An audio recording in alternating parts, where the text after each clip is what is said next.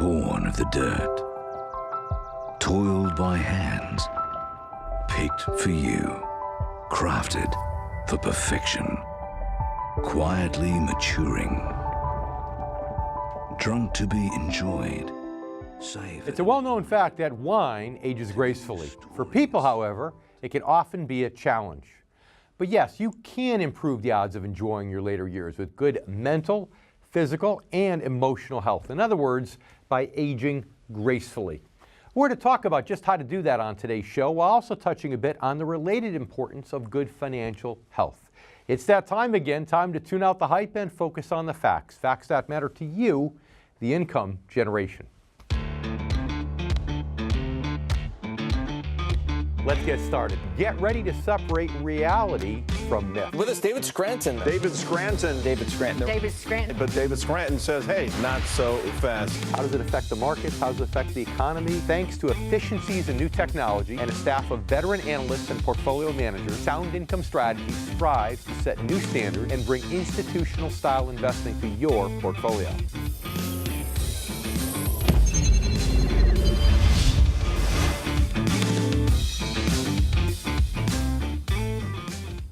I'm David Scranton. On this show, we're always discussing things like financial markets, investment strategies, as well as how to protect your money in today's challenging financial environment. But what good is a reliable financial plan without good health, peace of mind, and the quality of life you need to actually enjoy it? The fact is, good financial health is only part of what it takes to meet your goals and to enjoy retirement to its fullest.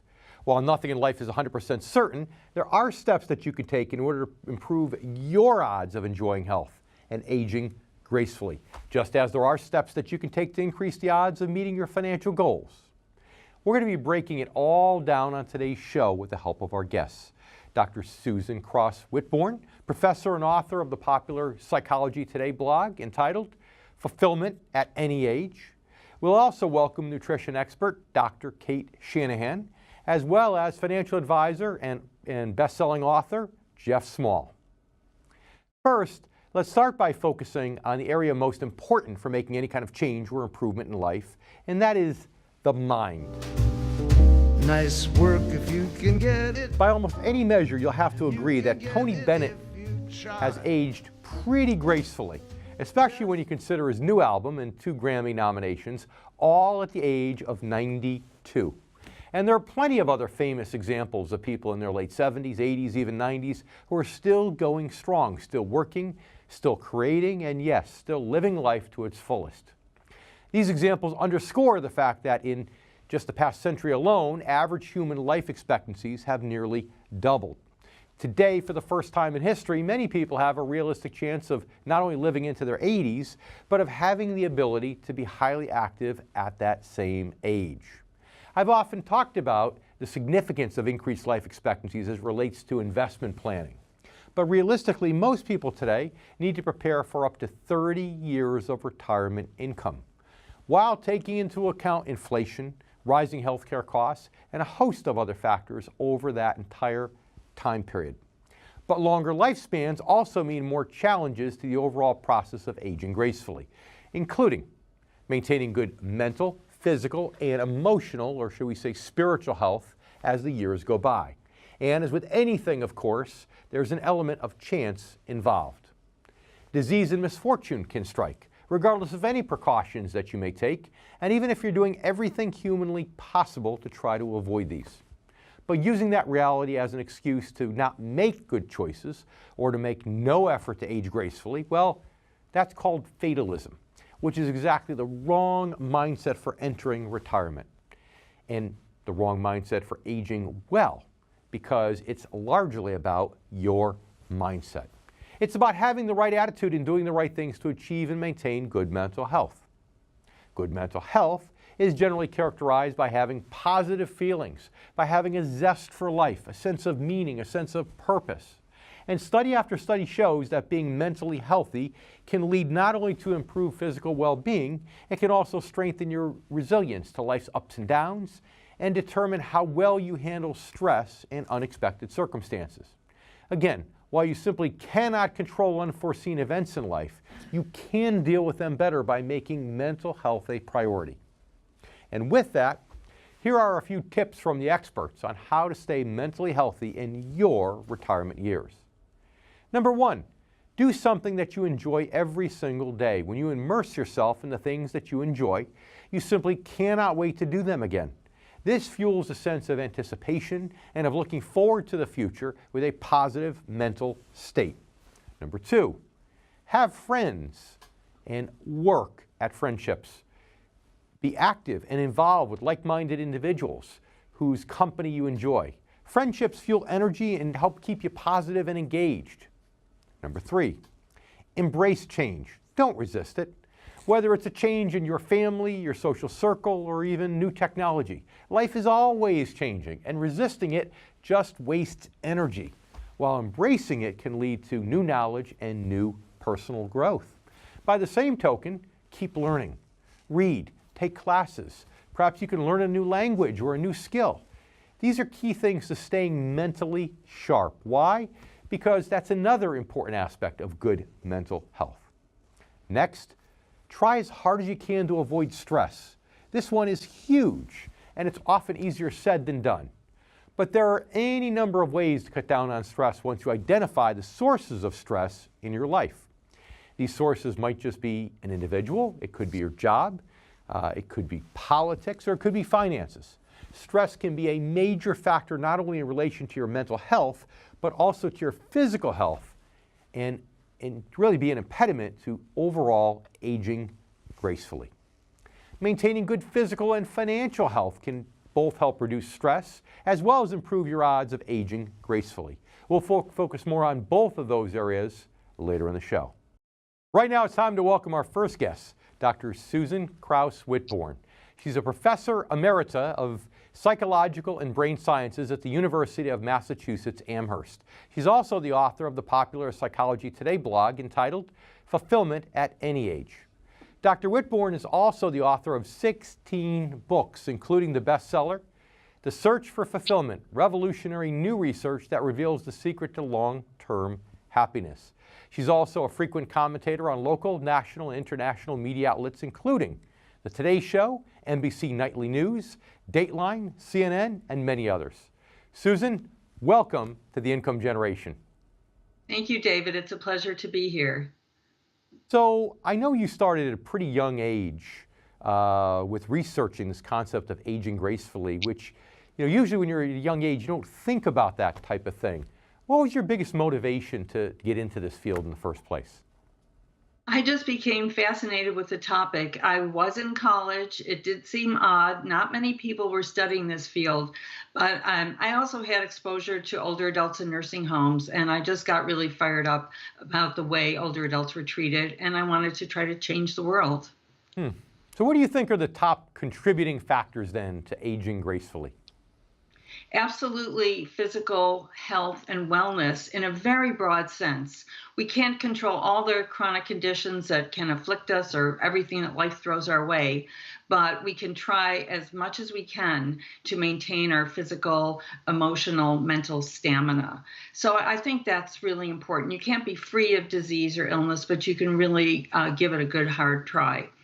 And then I think attitude is part of it, being kind of optimistic about aging, looking at all angles, but at the same time, and as I found in my research, kind of focusing on the positive, but being prepared for what other kinds of experiences might come your way, which might not all be that positive. So staying in good health, exercising, doing things like that is something that to some degree is within our control. Positive mental attitude, that's within our control. But how much of this is just from chemical changes within the brain as we age, something like that that's just outside of our control? Well, there are those little things that can go wrong in our neurons. We can get things that get cut in the wrong place and causing neurons to malfunction and some things to clump up in the brain. But a lot of research has found that there is not a direct one-to-one correlation between even these chemical changes or neurological changes and people's behavior and mental state. So education, keeping your mind active, and participating in things that you like to do will help to offset even those kind of little attacks that can occur on our brain cells. And some of this, I can't help but wonder if it's societal. You know, there's some countries, especially in the East, where the older you become, the more respected, the more revered. People seek you out for advice just on life, no matter what. And I think that I can't help but think that that gives people a great sense of well-being, where it seems like in many cases now, because in the United States especially, you know, the family disbands. You don't have several generations in one house. And when somebody gets old, well, we'll just throw them in a nursing home. So how much of it do you think is societal? Are there different parts of the world that are having better success with this? I think you're right that there is a lot that is a social context. I wouldn't completely agree with you about the families, though, as being necessarily the only kind of place where aging can happen well. I think it is a larger social problem. Ageism is rampant. It is everywhere. It is so allowed for people to make ageist jokes that really would not be allowed in any other sphere at all. So it's really hard to grow old gracefully in a culture that is so rejecting of anything to do with aging. And you kind of have to form your own determination to not let those ageist stereotypes get in your way. Interesting. So, yeah, I see what you're saying. The you know, it's again, it's a part of it's a cultural issue, but it's interesting that you don't see a lot of it having to do with the fact that we don't have you know, the Waltons per se anymore in our society. But Susan, can you please stick around? We have a lot more to talk about after the break. What I really want to focus on after the break is I want to focus on the things that people can do to really stay sharp, and the things that family members can do to support their elder loved ones with this goal. So you stay with us too. We'll be right back with more here. Words of wisdom from Dr. Whitbourne on the income generation. I'm David Scranton. We'll be right back. For behind-the-scenes photos, retirement planning tips, and upcoming giveaways, follow the Income Generation Show on Facebook. And don't forget to subscribe to our YouTube channel to watch video clips, guest interviews, and to catch up on past episodes. David J. Scranton, Amazon bestselling author, money manager, and national TV host, is on a mission to educate baby boomers about the need to shift from growth to income. If you're at or near retirement, focusing on income over growth can make all the difference in the quality of your retirement.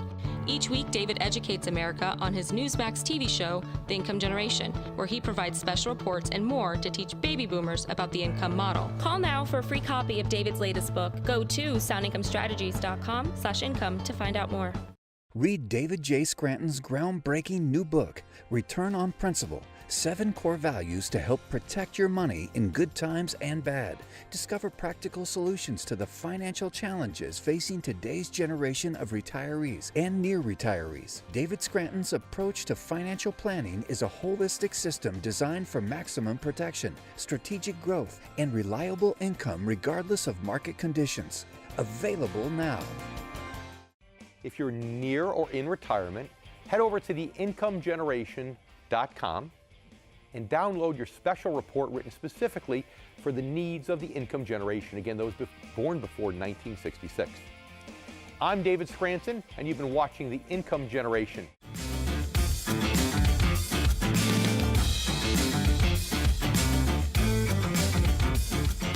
So today, more than ever, science understands a strong connection between mind and body. Just as staying mentally healthy can improve physical health in many ways, staying physically fit has been proven to improve mood and also lower the risk of depression. Physically fit people also tend to have lower blood pressure and resting heart rates, which puts less demand on the heart and decreases the risk of a heart attack.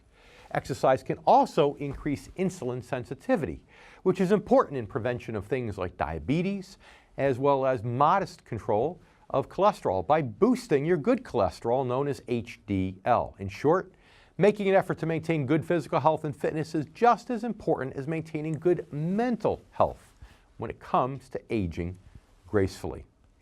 Even more so, working to stay healthy can be a huge factor in determining whether or not you're able to achieve your retirement goals on 2 levels. Level 1 is obvious. If you're in poor health, you're much less likely to be able to travel, pursue your favorite pastimes, or even enjoy simple daily activities. The second factor should be just as obvious, but it still ends up taking some people by surprise. The better your health, the less likely you are to end up funneling a lot of your retirement savings into things like medical costs and health care. What many people fail to realize is that healthcare costs increase at a much faster and steeper rate than the general rate of inflation. In fact, since 1948, the price of medical care has grown at an average rate of 5.3% per year, compared to 3.5% for the CPI index, that is the overall inflation index, meaning that healthcare and medical costs are essentially doubling every 12 years or so. Making good lifestyle choices and staying physically healthy are not necessarily guarantees that you'll avoid a major medical expense after retirement, but they certainly can improve your odds of enjoying retirement and, yes, aging gracefully. The good news is that even small changes to your current lifestyle and to your habits can lead to improvements in health. Studies have shown that just a small amount of exercise, about 2.5 hours of moderate activity per week, can reduce your heart attack risk by about 14%. That equates to about 21 minutes of activity each day. And if you're currently doing 0 minutes a day, then you just simply need to start slowly. And you can build up to that 21 minutes or so over time. And be sure to talk with your doctor first before starting any kind of stressful exercise program such as running or cycling. The key is to improve your physical health gradually and to avoid injury. With that, here are a few additional tips from the experts for improving your physical health and increasing your ability to age gracefully. First, listen to your mom. Eat your fruits and vegetables. In other words, pay attention to nutrition and strive to eat a good, well-balanced diet. A good start is to cut down on your consumption of sugar and processed foods and to increase your intake alternatively on things like fresh fruits, vegetables, and whole grains. Now, I know it can be frustrating trying to keep up with all the conflicting nutritional studies about what's good for you or what isn't good for you, and sometimes it seems to change every decade or so. But as I often advise, when it comes to making financial choices, don't forget the importance of plain old common sense. On that note, what could possibly be more sensible than drinking plenty of water? Our next expert tip for aging gracefully. It seems so simple and obvious, yet it's amazing how many people are not drinking enough water. The fact is, our bodies are comprised mostly of water, and drinking water regularly helps keep everything flowing and working in our body. Water flushes out toxins. It keeps our skin healthy. It aids in weight loss and helps in digestion and sleep. So drink up. Water, that is. And speaking of sleep, well, study after study shows another key to aging gracefully is to get plenty of sleep. Now, that may be difficult for some people, but studies continue to show that for most people, 7 to 8 hours of sleep per night is optimal for overall good health. The good news is the ability to sleep well is greatly improved by all the other tips that we've shared. Reducing stress, exercising, eating right, and yes, staying hydrated. But again, of course, there are no guarantees with anything in life. However, simple math shows that it is possible to reduce risk and increase the odds of positive outcomes.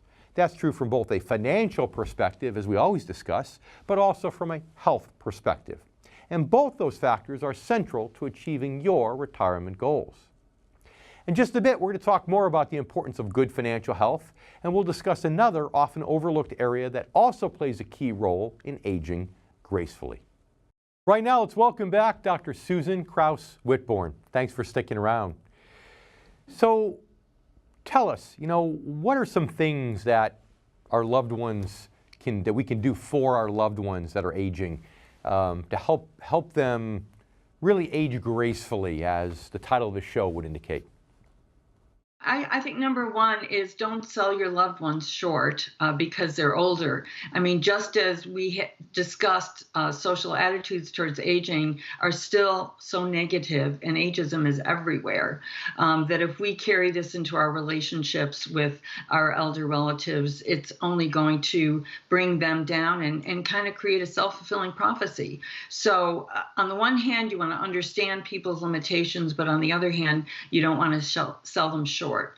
And I think number two is, although, as you mentioned, the family, it's not the Waltons exactly anymore, many older adults do live within close distance of at least one relative from a younger generation, and many of them have very close contact. And even if they can't be physically close, social media have really helped. So staying in touch with older adults, don't let guilt get you. Oh, I haven't called my mother or grandma in a couple weeks, I better not call, I feel so bad. Get over it and make the approach if you haven't been approached already. So staying in touch and taking advantage of the many ways that we have to stay in touch now. And then number three is use opportunities to learn from elders. I mean, your show is about financial advising. And there's a lot to be learned from older, successful, retired adults. But there are also many skills that older adults want to share with younger family members, even if it skips a generation, as it does in many cases. And you're teaching the grandkids things that you weren't able to teach your own kids. I think we just have to be cognizant also of the fact that if you're aging, if you're in your 70s or 80s, and some of your friends that you've known for many years, maybe they're starting to pass away, or become ill, that those are things that are emotional drains, and to recognize that and have some empathy toward that also, because that is something that younger folks simply don't deal with as much. But I've got to ask you, social media, has social media helped this cause? Has this hurt this cause? Absolutely helped. No doubt about it. And I know my own students, I teach a small seminar on mental health and aging I'm actually teaching at UMass Boston at the moment. And we have a great time talking about their family members. Not only do they see them a lot, but they're texting them, hopefully not during class, but they're texting them, they're on Facebook with them. They love it. And older adults love it as well. And here's another area where we could sell older people short. Oh, they can't possibly learn technology and we need granny. But really, there are a lot of pretty sharp people who love it and helps them to feel more vitally engaged. Well, somebody close to me recently said that that person thinks that his or her mom is alive today in large part because of social media and feeling part of something that perhaps she was missing out before. So, Dr. Whitbourne, thank you so much for being part of our show. It's my pleasure. My pleasure too, David. All right, you stay with us. We'll be back here, and after the break, we'd have Dr. Kate Shanahan with us. We'll be right back on The Income Generation. I'm David Scranton. For behind-the-scenes photos, retirement planning tips, and upcoming giveaways, follow The Income Generation Show on Facebook. And don't forget to subscribe to our YouTube channel to watch video clips, guest interviews, and to catch up on past episodes. David J. Scranton, Amazon bestselling author, money manager, and national TV host, is on a mission to educate baby boomers about the need to shift from growth to income. If you're at or near retirement, focusing on income over growth can make all the difference in the quality of your retirement. Each week, David educates America on his Newsmax TV show, The Income Generation, where he provides special reports and more to teach baby boomers about the income model. Call now for a free copy of David's latest book. Go to soundincomestrategies.com/income to find out more. If you're near or in retirement, head over to theincomegeneration.com and download your special report written specifically for the needs of the income generation. Again, those born before 1966. I'm David Scranton, and you've been watching The Income Generation.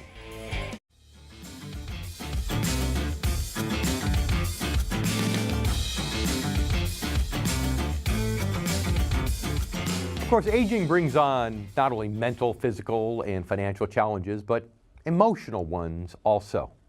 The older we get, the more we have to deal with not only our own mortality, but the loss and struggles of the people about whom we care. That reality makes it important to focus on another area of health as we near and enter retirement. You might call it emotional health, or if you prefer, spiritual health. Now, don't get nervous. I'm not going to start to recommend chanting or joining a commune or anything like that. But I am going to talk about the importance of having an outlet or support system for maintaining emotional and spiritual health as a component of aging gracefully. Now, for some people, that outlet might actually include chanting or praying, or being active in their particular church or religious institution. For others, it might involve meditation, volunteering, or communing with nature on a regular basis. There is no one particular way to work at maintaining emotional or spiritual health. There's no one size fits all. So I cannot really offer any specific tips for you doing so. It's a deeply personal thing that depends on an individual's beliefs and their needs. But I can share some insights and information about why this area of health is just as important as all the others when it comes to aging gracefully and truly enjoying your retirement years. In fact, according to research shared at the New York Academy of Medicine's National Conference of Spiritual Caregivers, there are several ways in which having a reliable emotional or spiritual outlet can enhance your mental and physical health. One, it can boost your ability to think clearly and positively. When you're able to achieve emotional or spiritual balance, research shows your blood pressure levels go down and blood flow to the brain increases. As a result, your memory and your ability to think clearly actually improves. Two, meditating, praying, or even taking a walk in nature has been shown to help immune system function. According to researcher Kelly Turner, author of Radical Remission, Surviving Cancer Against All Odds, she says, it's not what people believe in, but whether they had a daily practice that made the difference. When you're in deep prayer or meditation, your fight or flight response goes off and your rest and repair turns on. This allows your immune system to supercharge, close quote. Number three, maintaining emotional and spiritual health helps prevent isolation and depression. Volunteering or being involved in a group or spiritual community provides social support that is also shown to reduce the risk of depression, whether that community is a yoga class, a church group, or even an online group. Number four, it can help you manage stress, especially stress associated with grief or the burden of caring for a loved one, which is a situation many people find themselves in after retirement. Let's face it, caregiving can present a host of demands, emotional, physical, and financial. But having a spiritual or emotional outlet allows people to reflect on the deeper meaning of what they're doing and why they're doing it. This can be an enormous factor in helping folks deal with the demands that caregiving can bring. Finally, focusing on spiritual and emotional health can bring you and help you maintain or restore a sense of purpose, a sense of understanding, especially in times after a loss or during generally challenging times in life. Having such an outlet can help you deal with grief and regrets, which again can help reduce stress and the risk of depression. Now, having said all this, please keep in mind that some causes of depression are clinical. They might also be so deeply rooted that you just might not be able to deal with them alone, no matter how focused you might be. If you ever feel you've been doing your best in these areas, but are still struggling, please, please, please do not hesitate to seek the help of a licensed medical professional who specializes in mental and emotional health. Let's face it, sometimes we all need the help of an expert. And we'll talk about that in just a bit when we focus on the importance of good financial health in terms of helping you age gracefully. But for now, let's welcome our next guest, Dr. Catherine Shanahan. She's a board-certified family physician. She trained in biochemistry and genetics at Cornell University's Graduate School, all before attending Robert Wood Johnson Medical School. Thanks for joining us today. Thank you so much for having me. Of course, we're talking about aging gracefully. And in your book, you talk about, in your best-selling book, actually, you talk about the 4 nutritional things that are good rules of thumb for younger people as well as for older people. I'd like you to talk, just mention what those 4 things are, and then we'd like to talk a little bit about which ones are most important to focus on as you get older. So the 4 pillars of world cuisine we are talking about are fresh food, like food that hasn't been cooked, fermented and sprouted food, like yogurt and sprouted grain breads, meat on the bone, so like chicken bones, boiling that for soup stock, and organ meats. Okay. That's everybody's favorite. And a lot of this is because generally cooking and processing food takes away a lot of the nutrients, correct? Well, absolutely. And you know what? Our philosophy when we wrote the book, Deep Nutrition, Why Your Genes Need Traditional Food, was that we have to do what our ancestors did because that's what our genes are expecting. And so we boiled down what all traditional cuisines do, no matter where in the world, into these four common elements. Mm-hmm. So now as people age, what are the most important components of this that they need to focus on? When you're younger, you can get away with a lot of stuff. You could eat junk food, you don't gain weight, your blood pressure doesn't move at all. But as you get older, all that stuff starts to affect us. So really the most important is to eat fresh food, because you're talking about food that's going to have antioxidants in it. And a lot of the most immediate benefits that you can ever experience are by reducing the inflammation in your body, because inflammation is what accelerates the aging process. Uh-oh, I hear a gluten conversation coming up here. Well, you know what? It's so funny that you bring that up, because actually gluten is kind of a little bit of a boogeyman. It's like the gluten is actually just a protein. And what my husband and I, who's my co-author, focus on as being the most pro-inflammatory foods that everyone needs to avoid, whether or not they have a gluten intolerance, are the vegetable oils, because these foods compose 80% of the average American's fat calories, unless they're purposefully going out of their way to avoid them or cooking almost everything at home from scratch. And these vegetable oils are so pro-inflammatory, particularly for the brain, because our brain is made out of 50% fat by dry weight, that it really rapidly accelerates the aging process in the brain. And if a person who doesn't already have Alzheimer's or any kind of memory problems, gets these out of their diet, like 100%, and starts eating a lot more fresh foods and the other three pillars, I can practically guarantee that you are making your brain almost dementia-proof, almost Alzheimer's-proof. So in the 30 seconds we have left, I stepped on you there, but yeah, I notice even now my ankles swell a little bit more quickly than they did 20 years ago. So this anti-inflation is important. Top things people should avoid other than just gluten to prevent inflammation. The vegetable oils are the number one most important thing that everybody needs to avoid. And so that is soy, sunflower, cottonseed, corn, canola, and safflower oil. Those are the six most common vegetable oils. And if you start looking for them in foods like mayonnaise and chips, microwave popcorn, you're going to find them in just about everything. It goes a long way to explain why people are getting diseases that we never did before. I don't know. It's overwhelming. Soy used to be good. Now it's bad. Dr. Shanahan, thanks for being with us.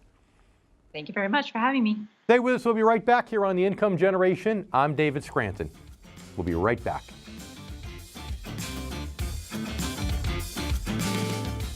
For behind-the-scenes photos, retirement planning tips, and upcoming giveaways, follow The Income Generation Show on Facebook.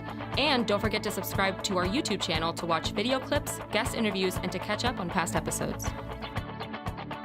David J. Scranton, Amazon bestselling author, money manager, and national TV host, is on a mission to educate baby boomers about the need to shift from growth to income. If you're at or near retirement, focusing on income over growth can make all the difference in the quality of your retirement. Each week, David educates America on his Newsmax TV show, The Income Generation, where he provides special reports and more to teach baby boomers about the income model. Call now for a free copy of David's latest book. Go to soundincomestrategies.com/income to find out more. If you're near or in retirement, head over to theincomegeneration.com and download your special report written specifically for the needs of the income generation. Again, those born before 1966. I'm David Scranton, and you've been watching The Income Generation.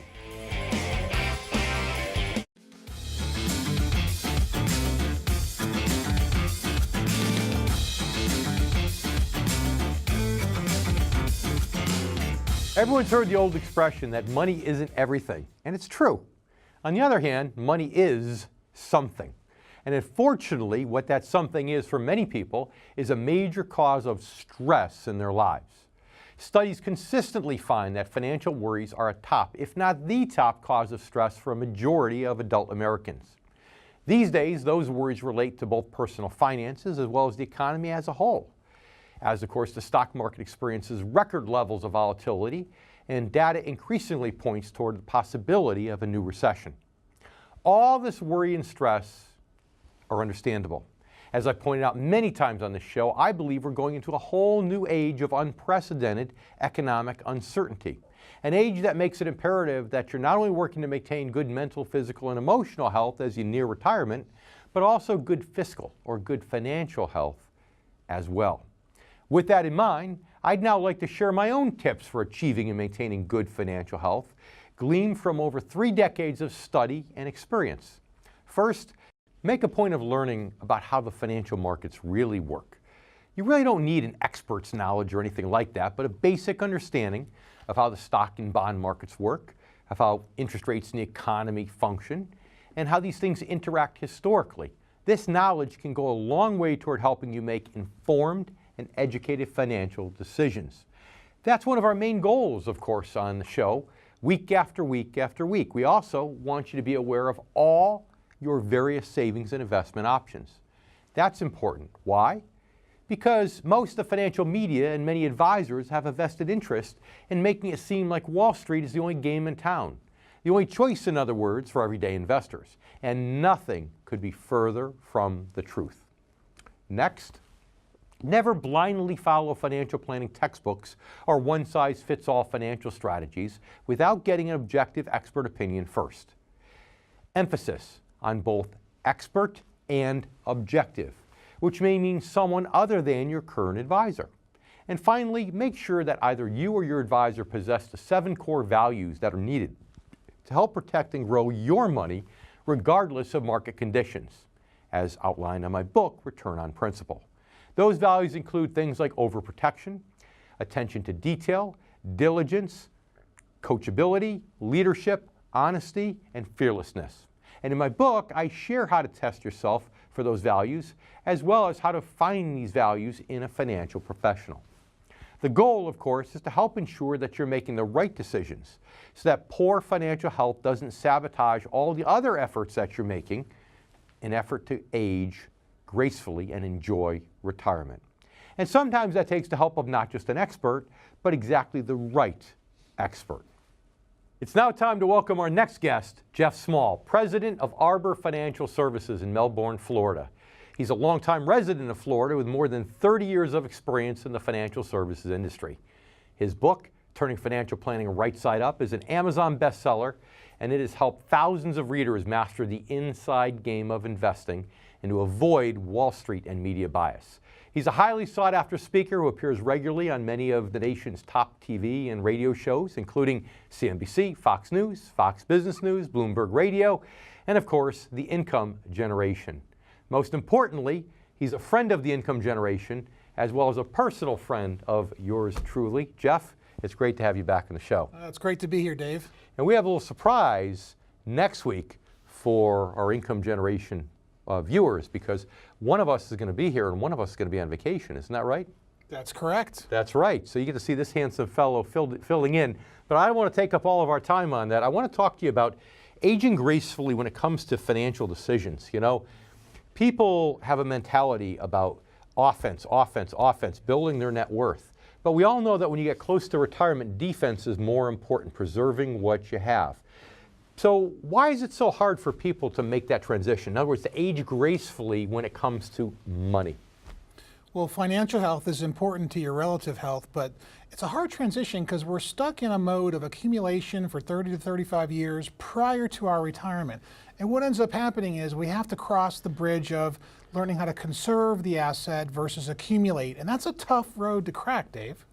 It's tough. And so what do you do to help people overcome that, to help people age gracefully, if you will, financially, so that they can make that paradigm shift without them thinking that they're giving up on offense?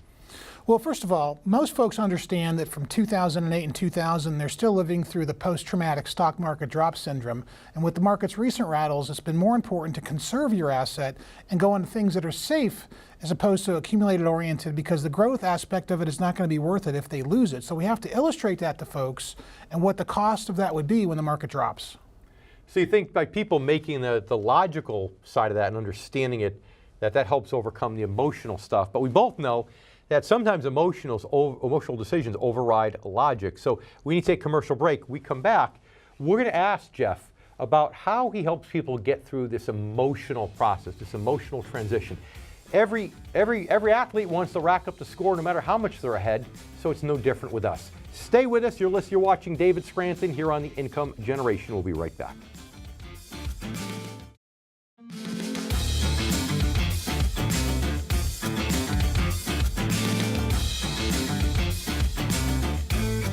Welcome back to the Income Generation. I'm David Scranton, and I'm blessed to be here with expert financial advisor Jeff Small. Jeff, thanks for sticking around. So, Jeff, you were a baseball player, a very competitive baseball player, and you played some football too. So, you know as a football player that if you're 3 or 4 touchdowns ahead and there's 2 minutes left in the game, what do you focus on, offense or defense? What's the smart thing to focus on? Well, you want to focus on defense. On defense. But as a football player, as an offensive player, it's not how you're wired though. So how do you overcome that? You know, you don't have a coach there to beat you up to say, no, it's not about offense, it's about defense. Don't go throwing any Hail Marys up there. We're going to run the ball, keep it on the ground, run out the clock. You don't really have that. When it comes to do-it-yourselfers investing their money, they've got to have that self-discipline. So they've got to own it emotionally, not just logically. How do you help people make that emotional transition? Well, the irony today, Dave, is most people are already feeling in their own mind, their instincts are going off, how do we keep our money safe? And so what we do basically is we educate folks on what the safe money options are in the universe of safe money so they can find a way to at least net 5% and avoid the next market downturn, because we know the market's at a peak and technically we are in a bear market right now. So I've seen you, for example, sometimes showing people, if you swing for the fences and you lose 20%, what impact that might have on your goals and your retirement, versus if you just make the steady Eddie returns, how you can live a comfortable retirement. How much is that soft side, that more right brain side, help in people making that emotional transition? Well, it helps immensely when folks can see the fact that they can net 5% over the long term. Doubling their money is not going to really make that much of a difference if they hold on to for more market gains. But if they lose 30, 40, 50% of it, they're going to take a 30, 40, 50% in income for the rest of their retired cycle. And that will cause a lot of stress, Dave. And I've seen this. I mean, I've had the pleasure of sitting with you in your office and watching you. And I've seen people's reactions to that. And when you actually show them using your optics on the computer and you show them, look, this is what happens with a 20% return. How does this affect your money? How does it affect your goals? How does it affect your sense of well-being as a retired person? All of a sudden, I've just seen the lights go on. It seems like that helps a lot. And I mean, tell us more about that. We've got 1 minute left. Tell our Income Generation members what you can tell them about how to make this transition, this paradigm shift, and why it's so incredibly important to age gracefully financially. Sure. Well, becoming financially literate is very difficult. And so what they want to do is find an advisor that's going to show them how to be a conservation and income centric, where they can find a way to net 5% and what are the best options that are maybe in the marketplace today to do that. Okay. All right. Well, it's good advice. It's good advice, and obviously it's good advice because your book is an Amazon bestseller. We always talk about the fact that my book only made it up to number 2 on the Amazon list. Mr. Small's book made it up to number 1. So Jeff, it's a pleasure having you on the show once again. And we'll look forward to you being here next week too. I look forward to it. You stay with us too. We have more here on the Income Generation. I'm David Scranton. We'll be right back. I'd like to thank all of our guests for joining us for another episode of the Income Generation. Of course, I'd also like to thank you, our new and returning viewers. You know, last year, a syndicated feature story ran that focused on what the author called 2 rock stars of aging, featuring 80-year-old Harlene Goodrich and 91-year-old Dorothy Kelly. Now, despite living on opposite ends of the country and having political views that were just as many miles apart, the 2 shared remarkably similar advice about how to age gracefully.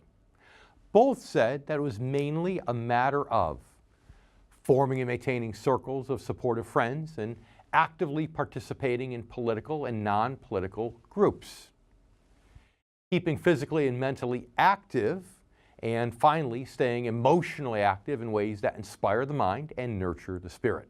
Now, obviously, most of those should sound familiar if you've been with us since the beginning of today's show. We've gone a little deeper, of course, and hopefully given you some useful insights or at least some good food for thought about what it takes to age gracefully by focusing on mental health, physical health, emotional health, spiritual health, and yes, financial health. Now, Naturally, all those things are important in every single phase of life, but in your retirement years, you find new challenges that make these especially important. Challenges related to illness, personal loss, income, relationships, and much, much more. As Ann Newman, professor of epidemiology at the University of Pittsburgh, rightly puts it in the article mentioned above, quote, "I don't think we give enough respect to what it takes to age well until it happens to us. It's a balance between fighting it and accepting it that requires a great deal of grace and courage," close quote.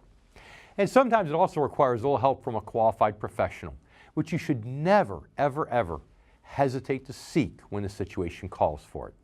Thanks for watching. If you're close to retirement and you really want to know how to protect and maximize your money, it's absolutely essential that you stay informed and up to date. And you got it right. Right here is where you can do it on the Income Generation. I'm David Scranton. Thanks again, and we'll see you next week. For behind-the-scenes photos, retirement planning tips, and upcoming giveaways, follow the Income Generation Show on Facebook. And don't forget to subscribe to our YouTube channel to watch video clips, guest interviews, and to catch up on past episodes. If you're near or in retirement, head over to theincomegeneration.com and download your special report written specifically for the needs of the income generation. Again, those born before 1966. I'm David Scranton, and you've been watching The Income Generation.